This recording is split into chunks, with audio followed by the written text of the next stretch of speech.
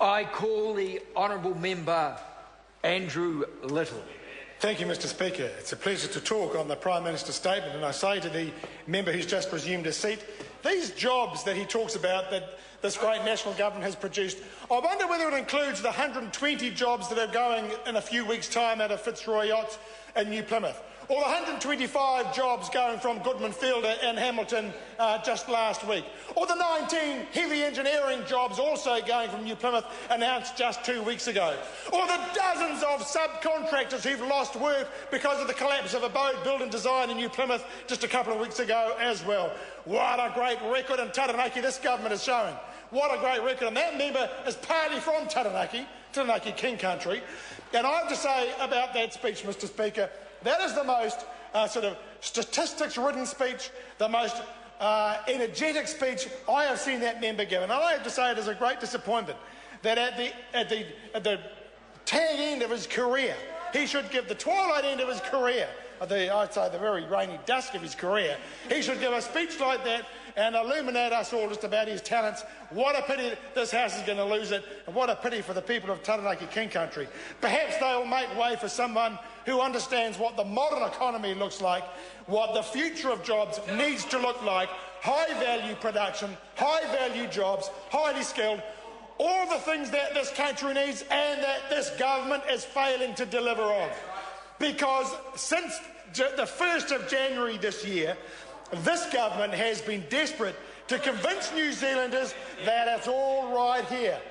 That it's all right here. And they know, because they are living it, they know that it's not. And I can tell you now, Mr Speaker, people in Taranaki have been shaken to the core by what's happened in the last few weeks in their fair region. They cannot understand why a government that has boasted great economic growth, creating so many jobs, lifting the wages so finely, that suddenly all of them are losing it. They can't understand what has gone so wrong. Well, we know, Mr Speaker, we know. And they are learning very quickly not to listen to what members of this government have to say. They are looking at the facts, and they are looking at what's actually happening, and they are looking at their lives, and they are seeing that it ain't that flash after all. The truth is that New Zealanders are in a desperate search for their fair share, because they ain't getting it and haven't had it for some time, and they're wondering where it's going to come from, and it's not going to come from this government. This national government talks about the wealth generated and the growth that they've encouraged, but they don't see the life that people are actually living, and they are the people who are losing their jobs at the moment. Good jobs, well-paid jobs, jobs in the very enterprises and industries that we actually need more of. And they can harp on about the wonders of farming and the great work that the farming community does. That's an industry actually that demonstrates kind of what we can achieve, but we need to do elsewhere. And they've lifted productivity. They haven't shared it with the workforce, I might add. They haven't shared it evenly with the workforce in that industry.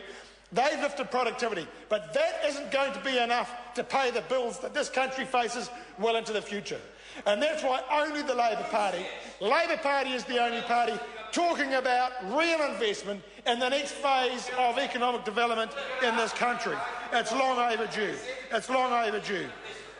Ever since the start of this year, we've had a National Party desperate to persuade New Zealanders, trying to convince New Zealanders that wages have been going up, that, you know, we've got this outbreak of egalitarianism from this government.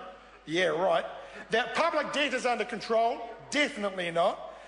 And that, you know, and they've spent the last 6 years convincing New Zealanders that even on the back of a worldwide recession, the decline in interest rates is all their work. But you watch when it starts going up, Mr Speaker. You watch from March this year, when those interest rates start their gradual upward climb, they won't be talking about what they've done. They'll be going back to the government 6 years ago and blaming it all on them, because they cannot face facts. They do not face reality. They cannot look New Zealanders in the eye and say, actually, you know what? Our economic program, we've got it wrong. It's unbalanced. Not everybody is sharing in the gains that we've made. Not everybody is getting their fair share. And we are getting an unbalanced economy, and because of their level of borrowing, interest rates is going to go up. They know it, which is why they all look down at their iPods and iPads, because they don't want to face the truth. And they don't want to look New Zealanders in the eye and say, we did this. We have suppressed your wages. We are going to make life harder for you by the end of this year because your interest rates on your mortgage are about to go up. And they won't tell New Zealanders that, and they won't tell them that they are to blame. They are living in a fantasy land. They are living in Alice in Wonderland. The truth is this. Every independent statistic tells you that wages in this country, for most people, are stagnant or barely moving.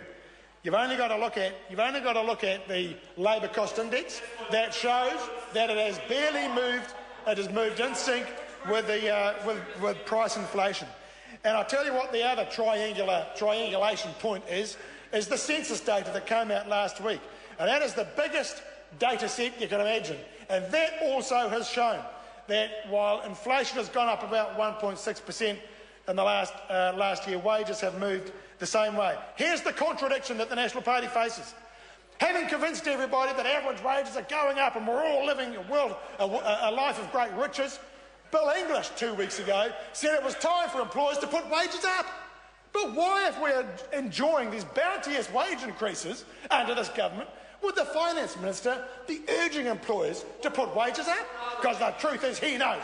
He's seen the figures and he knows they haven't been going up. The sad thing for this national government and why they are so out of touch is they know that their bedfellows and the rest of the community don't agree with them. And so within a day of Bill English saying, urging employers, begging them, please lift wages. We've got an election to fight this year. And far too many New Zealanders know they can't get ahead under this government. Please put wages up. What did the business community say? What did they say? Our dear old friend, Michael Barnett, Chief Executive of the Auckland Chamber of Commerce, said, and I quote, I think it's a nice sentiment from a politician that there's probably going to be room for pay increases, but that's going to be the role of the employer. He was very clear. Don't come to us asking for pay increases. We'll decide. And they know they can do that. They know they can do that because this command and control government knows that the boss in this country holds the whip hand. They decide. They decide.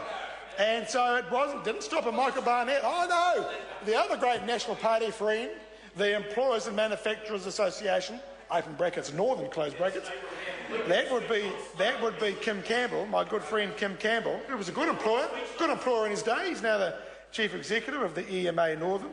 And he came out and said, he said the labour market has started to have movement, but it's still a long way from being red hot.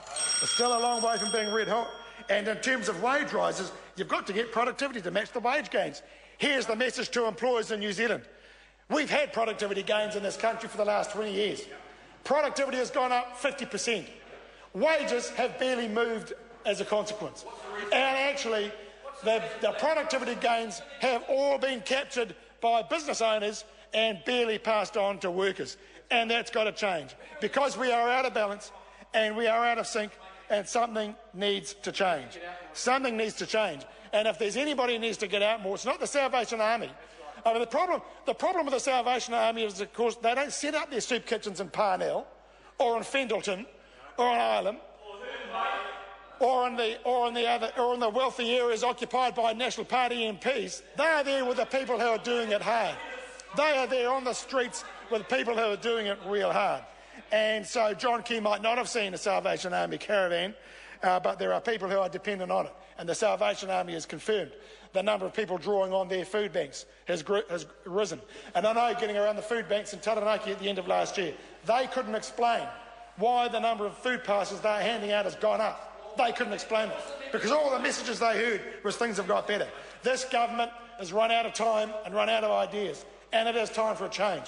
They arrogantly parade around saying things are good, but real working people know that it's not. And it's time for a change, and that change is coming, and it's time for New Zealanders. They know, they're on board, and they want to see something different, and they want to share in the wealth and the gains that they know this great country can deliver. I call the Honourable Member Nikki Wagner. Thank you very much, Mr. Speaker.